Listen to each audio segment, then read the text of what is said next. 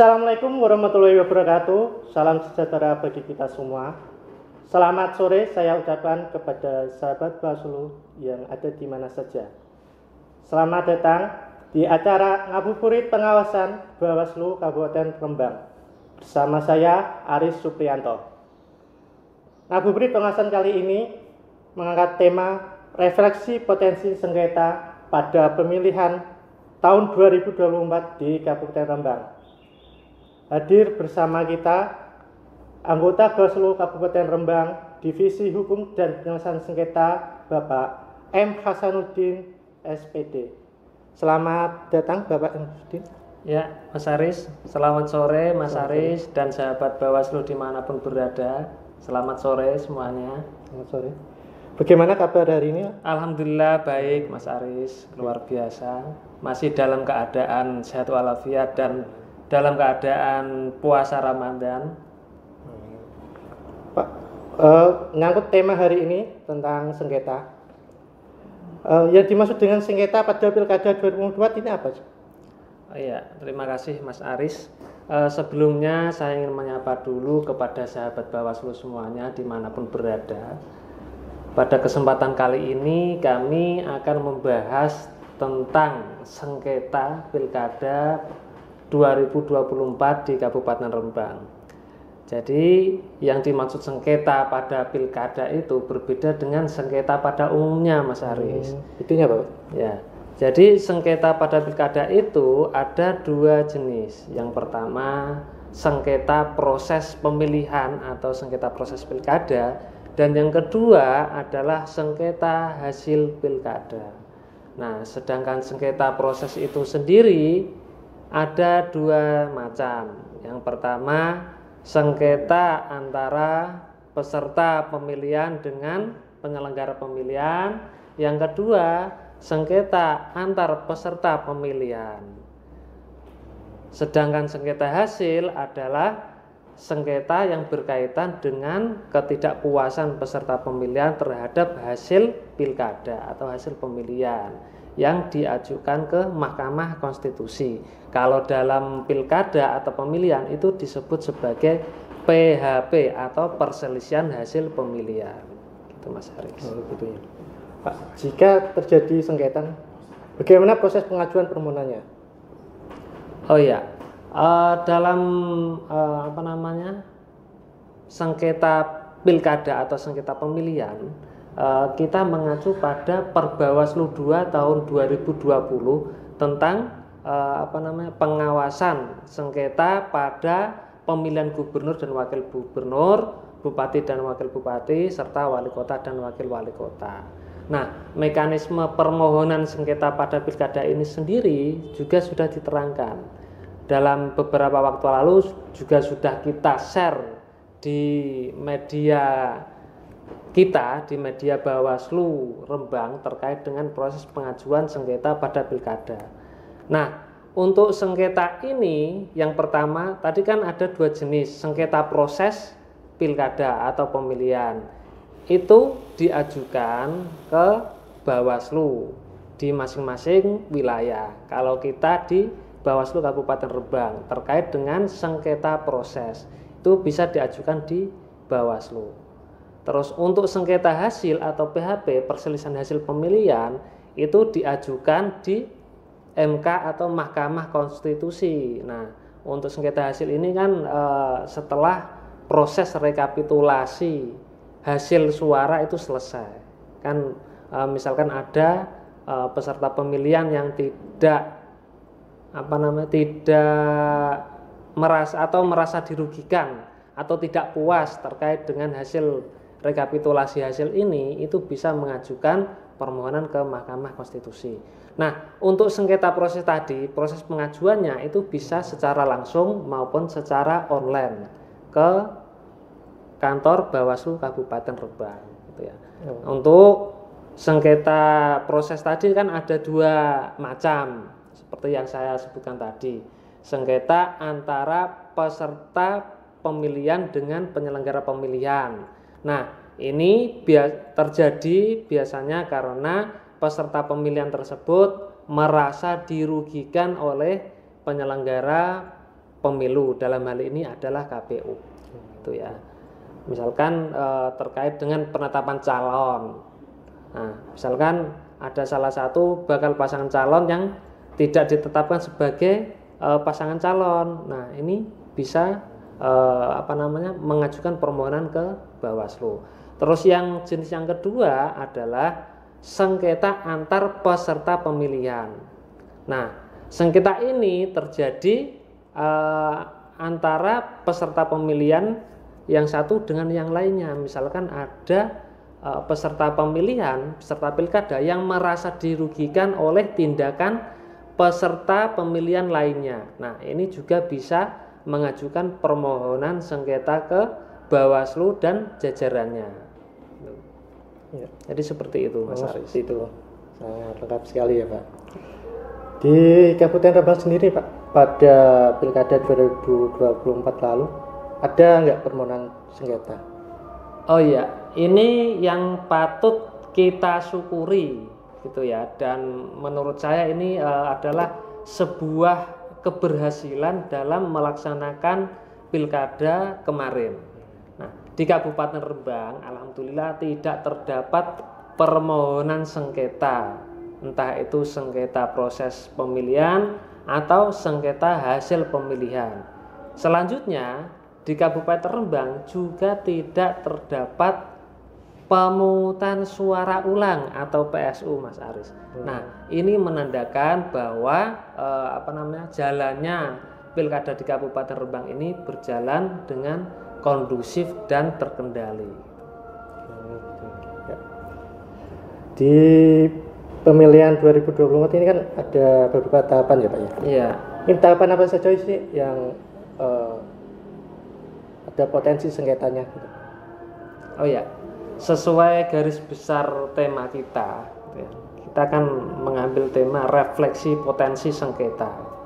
Sebenarnya potensi sengketa pada pilkada di Kabupaten Rembang kemarin itu secara umum itu dimulai pada tahapan pendaftaran pencalonan pasangan calon. Seperti yang kita ketahui, kita flashback ke belakang ya, terkait dengan putusan Mahkamah Konstitusi terkait dengan perselisihan hasil pemilihan. Ada beberapa permohonan yang terkait dengan pencalonan yang dikabulkan oleh MK dan melaksanakan PSU. Nah, ini kan sangat membutuhkan energi lebih atau membutuhkan energi tambahan karena melaksanakan PSU berkaitan dengan tenaga, terus terutama terkait dengan anggaran juga ya. Ini kan musimnya efisiensi oleh negara Indonesia gitu kan. Kemarin untuk PSU sendiri seluruh Indonesia untuk pemungutan suara ulang anggarannya ditetapkan sekitar 719 miliar. Ini kan jumlah yang sangat besar di tengah efisiensi gitu ya. Nah, kembali lagi sengketa, potensi sengketa itu bisa terjadi mulai pada tahapan pencalonan ya, sampai penetapan paslon. Nah, setelah tahapan pencalonan itu ada tahapan kampanye gitu ya. Nah, tahapan kampanye ini bisa muncul potensi sengketa antar peserta pemilihan. Nah, karena pada tahapan kampanye ini kan sudah ada peserta pemilihan. Nah, ini bisa berpotensi adanya sengketa antar peserta pemilihan. Nah, alhamdulillah di Kabupaten Rembang kemarin tidak terdapat sengketa antar peserta pemilihan. Namun pada tahapan kampanye kemarin ada kejadian menarik. Apa itu, Pak? Nah, kejadian menarik ini, jadi kan di Kabupaten Rembang kan ada dua paslon ya, ada dua paslon bupati dan wakil bupati. Nah, masing-masing paslon antara paslon 01 dan 02 itu sama-sama mengirimkan surat pemberitahuan ke KPU akan melaksanakan kampanye rapat umum di tanggal yang sama dan di tempat yang sama, yaitu alun-alun Rembang. Nah, ini kan kalau tidak segera diselesaikan, ini kan akan berpotensi menimbulkan sengketa. Jadi kedua paslon ini akan melaksanakan kampanye di jadwal yang sama dan di tempat yang sama. Terus akhirnya kami Bawaslu Kabupaten Rembang selaku pengawas pemilu melihat ini berpotensi menimbulkan sengketa, sehingga koordinasi dengan KPU Kabupaten Rembang untuk melaksanakan rapat persiapan teknis terkait dengan kampanye rapat umum ini dengan menghadirkan pihak-pihak terkait, terutama dari perwakilan masing-masing paslon, terus dari pihak keamanan juga, TNI Polri, dan juga dari Despilkada Kabupaten Rembang. Nah, alhamdulillah setelah melaksanakan rapat yang diselenggarakan oleh KPU itu, alhamdulillah untuk salah satu paslon itu mengubah jadwal kampanye rapat umumnya, sehingga tidak terjadi benturan jadwal kampanye rapat umum tersebut. Nah, ini kan hal-hal semacam ini ketika tidak dicegah dengan koordinasi dari masing-masing pihak terkait, dari masing-masing pihak yang berkepentingan, ini kan berpotensi terjadi sengketa. Jadi memang langkah-langkah kami adalah menitik beratkan kepada langkah-langkah kerja pencegahan sebelum terjadi sengketa. Gitu ya. Kan banyak faktor-faktor yang memicu terjadinya sengketa ya. Iya, banyak sekali. Mungkin faktor-faktor apa saja yang memicu terjadinya sengketa dalam Pilkada 2024 ini, terutama di Kabupaten Rembang sendiri, Pak? Oh ya, kalau saya memandang di Kabupaten Rembang kemarin banyak sekali faktor yang memicu terjadinya potensi sengketa. Faktor yang pertama adalah terkait dengan pemahaman regulasi dari masing-masing peserta pemilihan terutama. Nah, ini disebabkan mungkin karena kurangnya sosialisasi dari penyelenggara pemilu, gitu ya. Khususnya KPU Kabupaten Rembang selaku pemilik regulasi teknis terkait dengan pelaksanaan pilkada kemarin. Ya. Pilkada kemarin kan banyak kan mengacu pada PKPU atau peraturan KPU, mulai dari tahapan pencalonan, terus kampanye, terus pemungutan suara sampai ke rekapitulasi hasil, itu juga ada dasarnya, yaitu PKPU. Nah, Bawaslu sendiri juga memiliki dasar juga terkait dengan kerja-kerja pengawasannya, yaitu Perbawaslu dan juga SE dari Ketua Bawaslu Republik Indonesia. Yang pertama mungkin itu faktornya, kurangnya pemahaman regulasi, sehingga ke depan dari penyelenggara pemilu baik itu KPU maupun Bawaslu perlu lebih gencar lagi mensosialisasikan terkait dengan regulasi-regulasi pilkada kepada peserta pemilihan terutama, itu agar kadang kan regulasi-regulasi yang berlaku pada saat pilkada itu tidak dipahami secara detail oleh peserta pemilihan. Itu faktor terbesar saya menurut saya. Dan terbukti seperti yang saya ceritakan tadi terkait dengan potensi sengketa untuk jadwal kampanye tadi, itu adalah kurangnya pemahaman terkait dengan regulasi tentang kampanye rapat umum.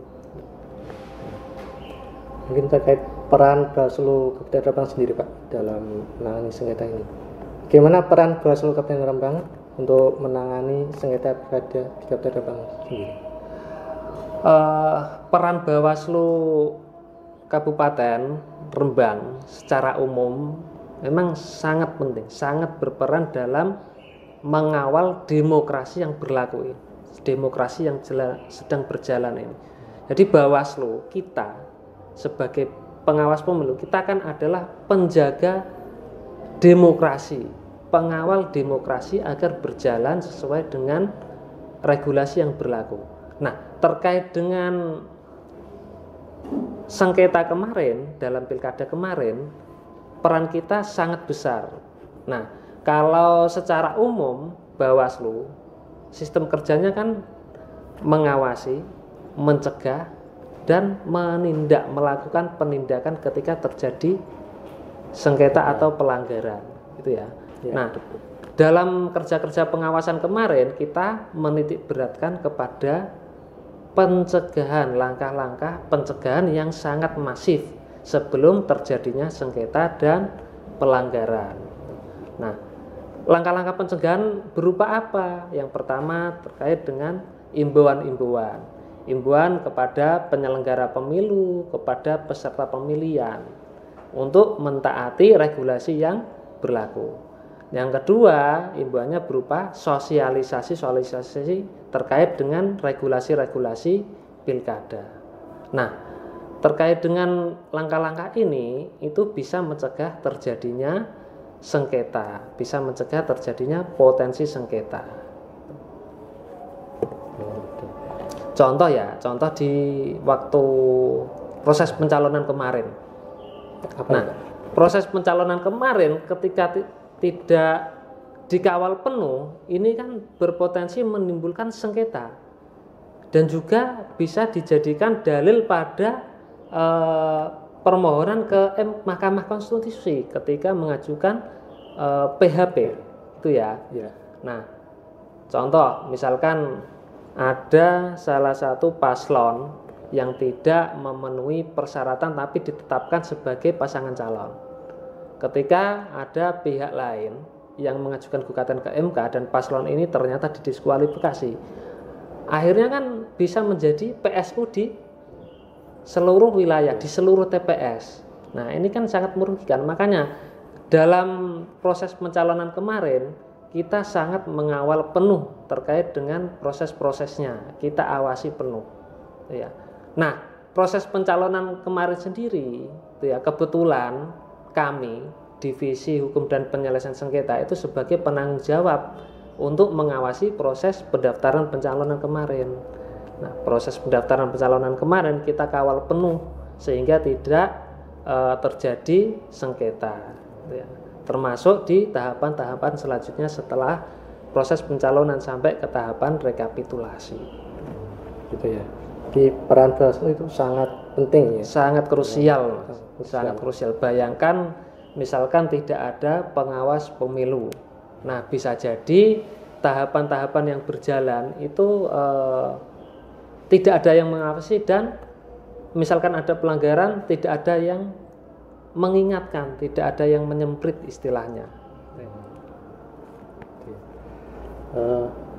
Pertanyaan terakhir ya Pak, terkait dengan evaluasi Pilkada 2024 ini ya.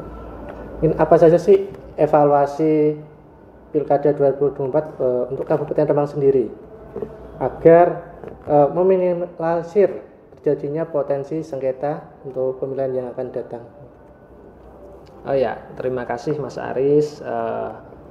Untuk evaluasi secara umum ya, mungkin itu tadi terkait dengan kita harus lebih banyak mensosialisasikan regulasi terkait dengan pilkada, gitu ya, kepada siapapun, kepada peserta pemilihan, kepada masyarakat dan lain sebagainya, gitu ya. Terus yang kedua, kita harus lebih aktif mengajak masyarakat untuk ikut mengawasi jalannya pilkada, gitu ya. Jadi yang namanya demokrasi itu kan dari rakyat, oleh rakyat dan untuk rakyat. Jadi kita tidak bisa mengesampingkan itu. Nah, kemarin kami sebagai pengawas pemilu itu juga selalu merangkul masyarakat di setiap tahapan, ya. Tapi saya rasa mungkin kurang maksimal. Cuma untuk kedepannya bisa lebih kita tingkatkan lagi terkait dengan merangkul masyarakat untuk ikut mengawasi jalannya proses pilkada, ya. Karena yang namanya Bawaslu sendiri tenaganya kan terbatas, betul. Ya. Secara SDM, secara kuantitas itu sangat terbatas. Apalagi untuk mengawasi di seluruh wilayah Kabupaten Rembang yang jumlahnya ada 14 kecamatan dan 294 desa gitu ya. Dan ada 1053 TPS. Nah, sedangkan Bawaslu sendiri jumlahnya hanya di kabupaten itu hanya 5 anggota. Terus di masing-masing kecamatan hanya ada 3 anggota dan didukung sekretariat. Di masing-masing desa hanya ada 1 orang, dan di masing-masing TPS hanya ada 1 pengawas TPS.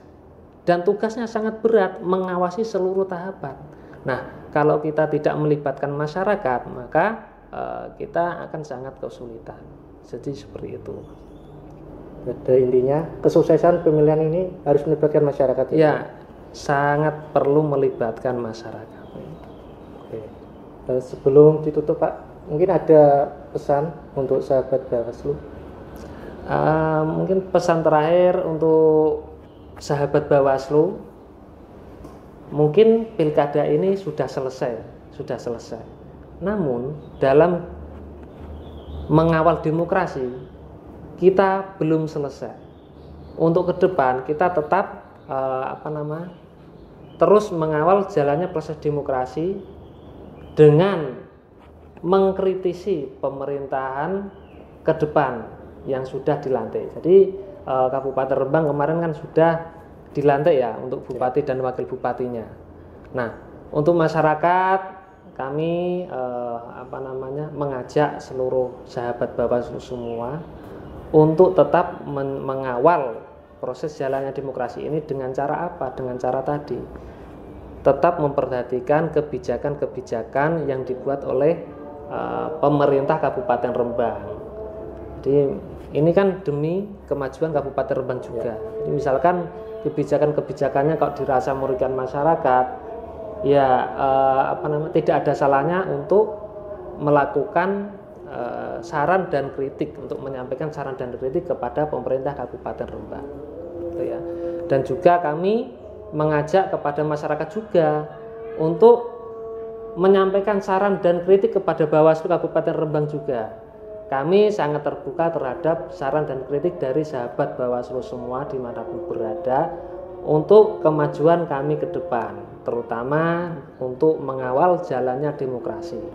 Nah, agenda-agenda seperti ini juga termasuk langkah kami untuk mengawal demokrasi, untuk menyampaikan hasil-hasil kinerja kami, hasil-hasil kinerja Bawaslu Kabupaten Rembang selama ini dan mungkin untuk kedepannya. Terima kasih Mas. Terima kasih kepada Bapak Hasanuddin yang telah hadir dalam Kabupaten Pengawasan Bawaslu Kabupaten Rembang. Ya, sama-sama. Sahabat Bawaslu, demikian bincang-bincang pada Ngabuburit Pengawasan kali ini. Jangan lupa sahabat Bawaslu untuk selalu subscribe, follow, dan like media sosial Bawaslu Kabupaten Rembang. Bersama rakyat awasi pemilu, bersama Bawaslu tegakkan keadilan pemilu. Wassalamualaikum warahmatullahi wabarakatuh.